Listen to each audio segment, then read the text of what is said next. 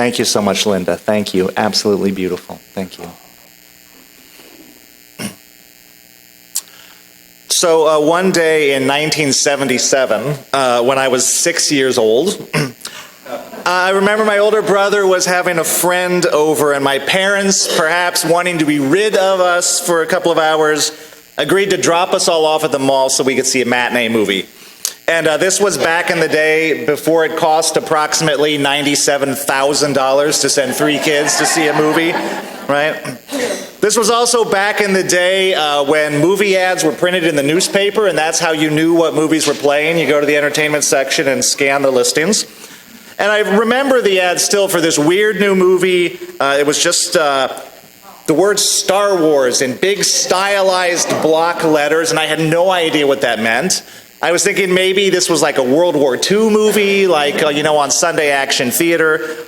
And I was not interested in that, but I was 6 and I did not get a vote, so I was just along for the ride. Excuse me. And so in that little theater in Fort Wayne, Indiana, my 6-year-old mind was just totally blown away. And blown away again when I saw it again, and again when I saw it again. And then again when they brought it back to the theater next year and I saw it again. And then double super blown when the sequel came out a few years later. No story more dominated the imagination of my childhood than the heroic journey of one Luke Skywalker, whiny, callow space farm boy turned intergalactic hero and mystical Zen warrior, whose journey challenged him to confront both the evil without, in the form of an oppressive empire, and the evil within, in the form of the potential for hate in the human heart. And by defeating the inner enemy, he ultimately defeats the outer enemy. And he has a sword that's also a laser. Mind blown. So it's no accident that the story of Star Wars hit my little boy soul with such resonant mythic power, because George Lucas knew what he was doing as a writer, and in particular, he wrote the story of Luke Skywalker's journey. He crafted it based on the theories of a book that had come out a few decades before, in 1949. And that book was called The Hero with 1,000 Faces, by a fairly obscure scholar named Joseph Campbell. Joseph Campbell was a small-time professor with a background in English and medieval studies, and he became a self-taught comparative mythologist, sort of poring over all of the stories from the world's great traditions and combining all of the commonalities. And he came up with the theory that he claimed that all of the different stories of mythological heroes are essentially variations on a single monomyth, he called it, an archetypal hero's journey that persists through all these various forms because it speaks to something so deeply embedded in the human experience and in human consciousness. And the hero's journey in its most stripped-down essential form goes something like this. So a hero ventures forth from the world of ordinary experience into a realm of heightened or supernatural experience, where fabulous forces are encountered and a decisive victory is won.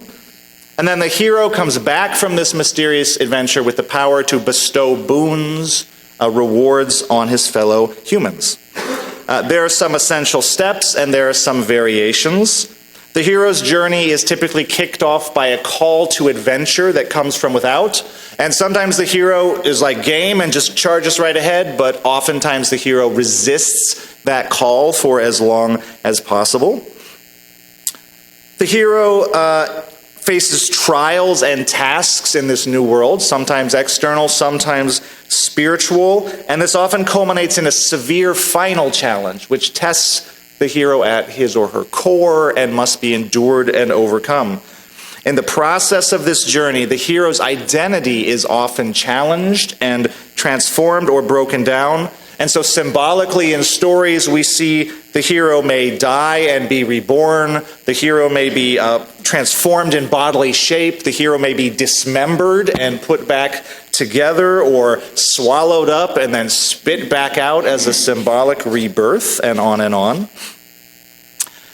Heroic journeys often emphasize the isolation and self-reliance of the hero, I should say sometimes emphasize the isolation and self-reliance of the hero, particularly in more modern Western stories. But more often, I should say, the hero has a lot of help. More often in the heroic journey, there's a lot of help offered. Supernatural help is offered along the way, because once the hero says yes to the journey, the forces of the universe itself seem to come to her aid, symbolizing that new creative powers are actualized when we say yes. And there are always friends and allies to assist at key moments along the way. Having answered this call to adventure and having faced and overcome these trials and challenges, the hero is rewarded with a boon, a new insight, a new power, a new freedom. And the hero now faces a second decision in this adventure, and that is the call to return. Will the hero now undertake a second journey to bring this new gift back into the world, back to his or her people? Or will the hero keep the boon for herself?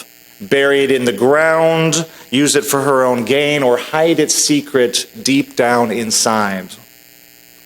So there are many, many variations on this basic framework. In modern times, Star Wars, of course, is one. Harry Potter is a very recent one. Walt Disney screenwriters used Campbell's monomyth as the framework that they wrote Aladdin around, and The Lion King, and Beauty and the Beast. And I'm sure you all have particular myths or stories that maybe resonate with you, that have stuck with you over time. I'd love to hear what those are. But in the spirit of Joseph Campbell, I wanted to look today at just a few of such myths and see what we can wring out of them. So we're going to talk about a couple of these stories, these heroes' journeys. And we're going to begin a couple thousand years ago with an ancient Greek myth, the story of Theseus. Theseus is a civilizing hero. It is his job to bring law and order and civilization to a troubled, lawless world. But he doesn't start out that way. He's born the son of the king of Athens, conceived while the king is traveling far away from his kingdom. And the king is warned in a prophecy. Yeah, right, whoops. The king is warned in a prophecy that this child will cause him to die of grief. And so he leaves the infant to be raised by the mother far, far away, and he returns to the kingdom. Only he leaves his royal sandals and a sword buried in the ground, and he puts this enormous rock on top of it, and he says, when the boy attains his majority, if he's curious, bring him here, and if he can move the rock, and if he can take my sandals and my sword, then he can claim his birthright, and you should send him to me. And so Theseus spends his childhood in splendid pastoral safety. He's far from the cares of the big city and all of those troubles. His mother and his stepdad dote on him. He's just got this great, easy life. But he grows into a restful youth like you do, a restless youth. And he asks his mother again, who is my father? And so reluctantly, she brings him to the rock. This massive, massive, immovable rock. But of course, because Theseus is a hero, he's not a problem, picks it up, tosses it aside, reclaims the sandals and the sword. And this moment in the myth, the revelation of the true identity, is a staple of the hero journey from far ancient times right up to, Hagrid going, "You're a wizard, Harry Potter." This is the beginning of the call to adventure. The recognition that we are greater than the identity that the world has bestowed upon us. The world tells stories about us, and sometimes we believe those stories that have been told about us, but they're stories. And in the heroic journey, there is the revelation of our true identity that is always greater than the stories that we have come to believe about ourselves, and speaks to unimagined possibilities and potentials. The story begins with a belief that we have the capacity to surprise ourselves, that we are more than we believe ourselves to be. And so in our own lives, in our own creative journeys, the beginning is the risk and the hope and the faith and the dare that we are more than we believe ourselves to be. Now, Theseus, having learned his true identity, resolves to make the long journey to Athens to meet his father and ultimately claim his throne. And there's two ways that he can get to Athens from where he is. He can take the boat around, boop, really safe, really easy. Or he can take this long, twisting road that goes up through the mountains, and it's a really dangerous road because there are bandits, 6 legendary bandits that live along the road, and they waylay travelers. And each bandit is like famous for the unique way that it horribly murders you if it catches you. It's like it's really gruesome stuff. And so his parents, naturally enough, are like, why don't you get on the boat? Look, oh, what's this? It's a boat ticket, why not just... Because they want to be safe, right? And Theseus says, no, I'm not going to get on the boat. I'm going to go through the mountain precisely because that is where the monsters are. And my destiny is to confront those demons. And if I go on the boat, I would be safer, but I would be missing my purpose. And so as a hero, he sets out on that harder journey, and he meets and he defeats the 6 bandits each in turn. So the hero goes where the monsters are. The hero's purpose is not to avoid, challenge, or risk, or frightening things. Think of the many artists who say that they know that they are on the right path creatively when they are doing something that makes them afraid. Or think of the personal growth that comes when we finally have the conversation with ourselves where we are confronting personal demons previously left unexplored. Heroes go where the monsters are. Okay, now let's consider a different mythic story from an entirely different culture and era. This is the story of Moses from the Hebrew Bible. Right, Moses was born to a Jewish mother at a time when the Jews were living as slaves in Egypt. And the Pharaoh, he saw the Jewish population in his kingdom growing. And he was afraid that as the slave population grew, eventually they would kind of outnumber the Egyptians or become big enough that they could seize power. And so he put out an order that all of the firstborn Jewish males that year were to be drowned in the river Nile to control the population. And Moses' mother hides the infant in a reed basket, and trusting to her God, she kind of sets Moses floating down the river. And as it happens, Moses is pulled out of the water by one of the Pharaoh's own daughters bathing downstream. And she keeps Moses for herself, and he is raised as an Egyptian in the splendor of the palace. Now, though raised to be a rich and powerful Egyptian, Moses is aware that he is a Hebrew. The Bible doesn't say exactly how he knows, but he does know. And apparently he is increasingly drawn to wonder about the status of his own people in the kingdom and what their experience is like, so different from his own. And so the biblical text says, one day after Moses had grown up, he went out to where his own people were and watched them at their hard labor.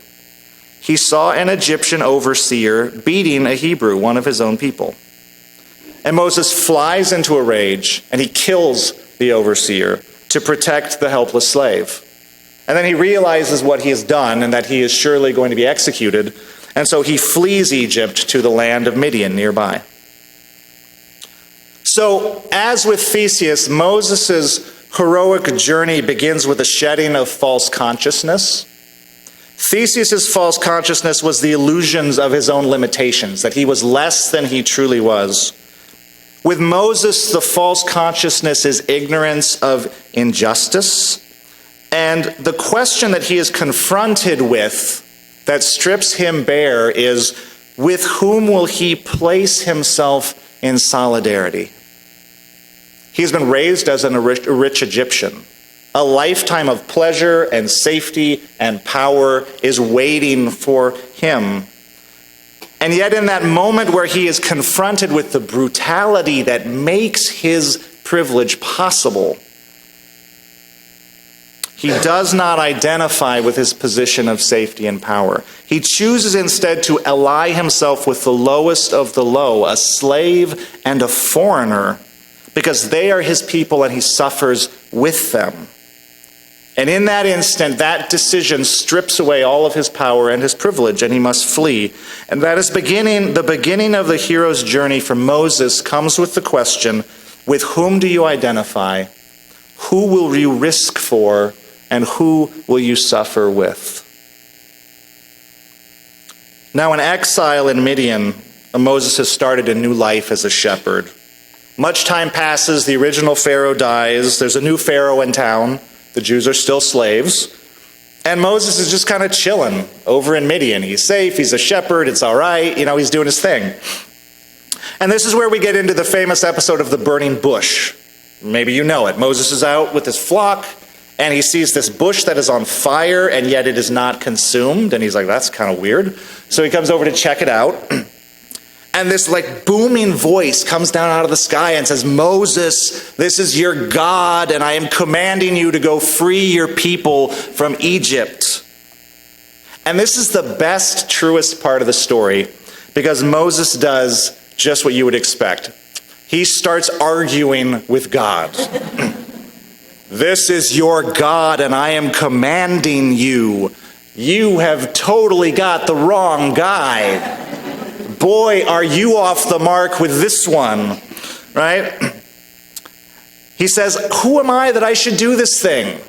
Free the Jews, free the slaves, and lead them out of Egypt. Who am I that I should do this? And God says, don't worry, I'll be with you. Just go to Pharaoh. I'll help make all of this possible. And Moses says, what if they don't believe me? And God says, look, I'll give you all of these cool magic tricks. You can turn your staff into a snake. You can make your skin leprous and not leprous like this. You can turn water into blood when you throw it on the ground. All of these cool tricks I'll give you, and they will totally believe that you have the power of God behind you. And Moses is maybe like this, and then it suddenly dawns on him that this gig involves public speaking. And that is when he completely balks. He's like, no. I cannot speak in public. That is my worst nightmare. I will throw up. I totally cannot do that. And God is starting to get a little mad. God is like, who taught people to speak to begin with? If I tell you that you can speak, you can speak. And still Moses is like, no way. No public speaking. Forget it. I am begging you to pick someone else. And God relents and says, okay, you know what? Fine. Take your brother. Take your brother Aaron, let him do all of the talking. You just need to be there. And only then does Moses agree to go and do this thing. So here's the thing. Here's the thing from that story.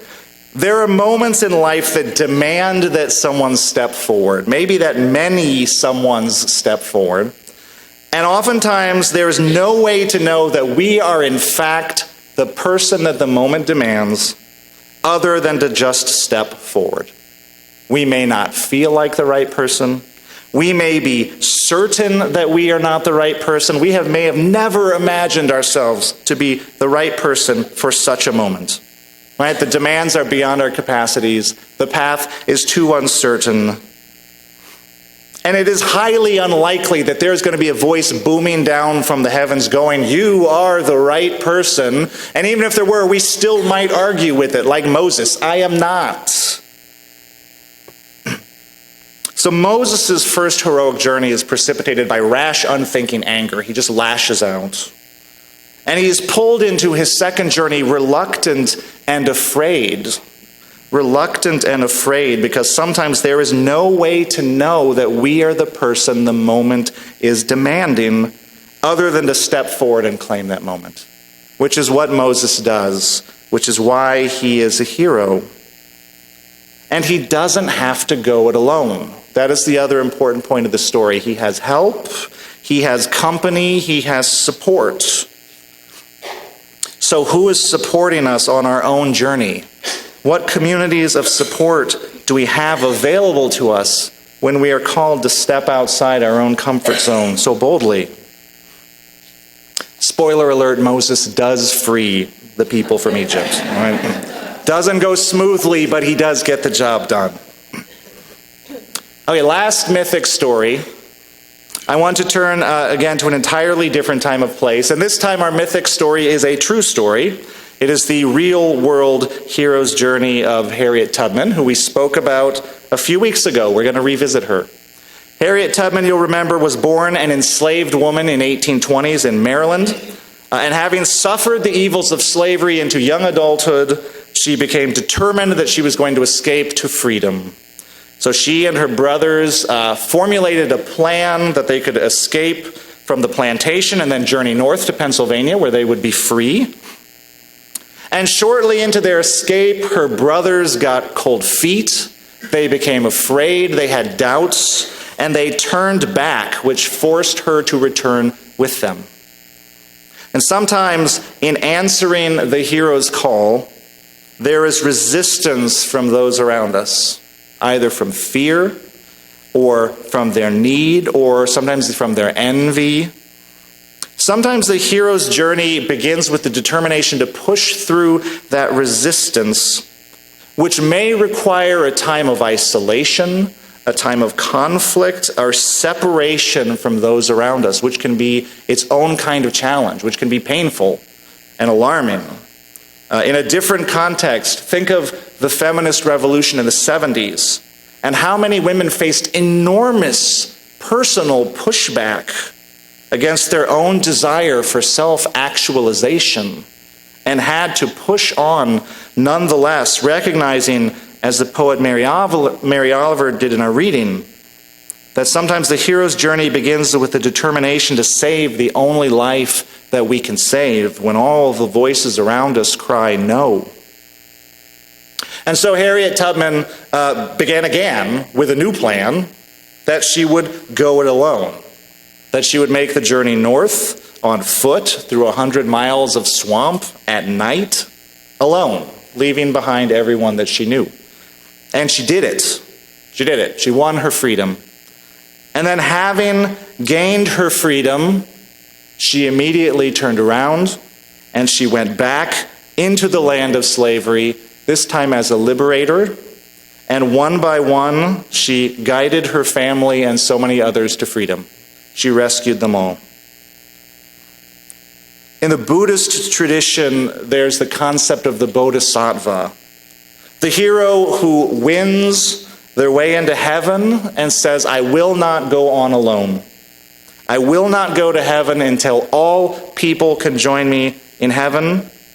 Instead, I will stand here holding the door of heaven open, and I will only go in when I am the last one through. This is the return cycle of the myth, where the hero returns from their dangerous journey, bringing their hard-won gift to share with humanity. Right? This is Prometheus stealing fire from Olympus and bringing it down to humans. This is Moses ascending to the storm cloud peak of Mount Sinai and returning with the 10 Commandments. And this is Harriet Tubman winning her freedom and then immediately using it to free so many others. The return cycle recognizes that the hero's journey, whether internal or external, is always liberating and life-renewing. And it is precisely on the promise of those liberating and life-renewing energies that human progress depends. We need heroes of the mind and of the spirit who will risk journeying into personal darkness to unearth deep new freshets of art and philosophy and human possibility, who can imagine new ways for us to be together as humans and risk to make it happen. And we need heroes to confront and challenge injustice in the external world, to fight against the greed and the cruelty and the tyranny that is with us.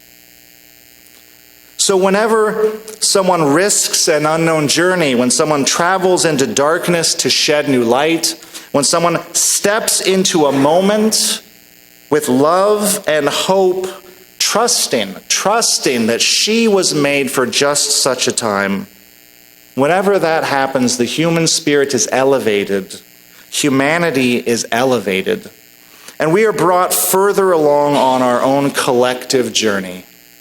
We need our heroes. And our religious tradition reminds us that we have always been the heroes that we are waiting for.